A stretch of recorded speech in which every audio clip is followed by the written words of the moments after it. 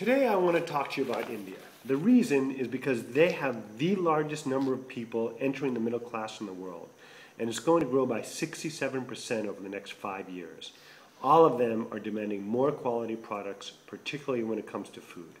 However, they have a big problem getting this food to the market. Let me give you an idea of how large this problem is. In the United States, for instance, 80% of food that's grown on farms gets processed. In India, however, just 6% makes it to the cities in a quality enough state to get processed. And every year, $13 billion of food gets spoiled in India alone. Today, we're focused on milk. This is Mukesh, a dairy farmer from the north. He obviously has a big potential market to sell his milk into with that middle class growth that I talked about. But dairy processors cannot collect enough milk from these farmers to meet demand in the cities due to the unreliable power to chill the milk. Even with a crazy growth in the market demand, dairy processors can only reach less than half of the 300,000 milk-producing villages. I'm now going to show you a video that highlights how difficult this process is of collecting milk with no access to chilling. We start with a farmer milking the cows. The bacteria starts to grow immediately. They milk twice a day. They bring that milk as far as 45 minutes away. Thank God I was there to help that day. They test the milk for fat and weight in the middle of the village, and then they race that milk twice a day to a chilling center. And now it's a race against time. That top part shows how that bacteria is growing exponentially. And if you don't chill that milk within 4 hours, the bacteria reaches dangerous levels. India is averaging 6 hours. So here's what you'd have to do if you were a dairy processor in India. You'd collect that milk twice a day, you'd bring it to a chilling center, and eventually it'll get to the processing plant.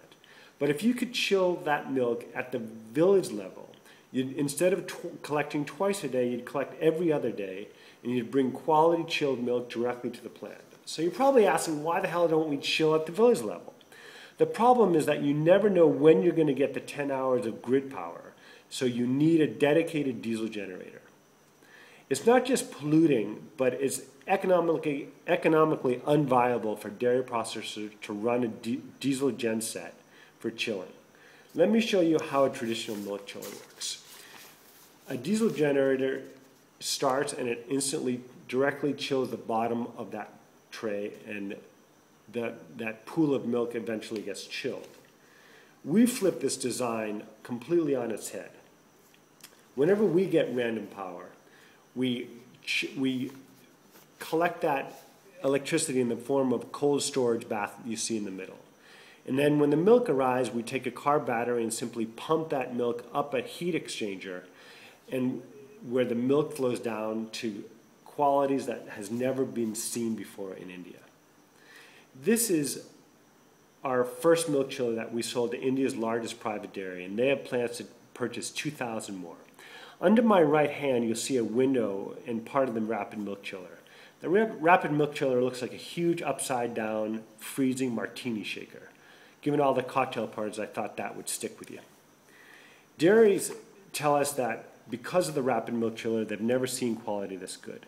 They can now make value-added products like baby formula, cheese. You make good milk, you make good cheese, and you make good money. And they can reach more isolated farmers to sell into this rich market. It's hard to place a value on enabling farmers to chill milk without the spewing black diesel fuel on their quiet, pristine villages. Beyond the environmental benefit is enabling dairy processors to improve the quality of life for farmers they collect milk from.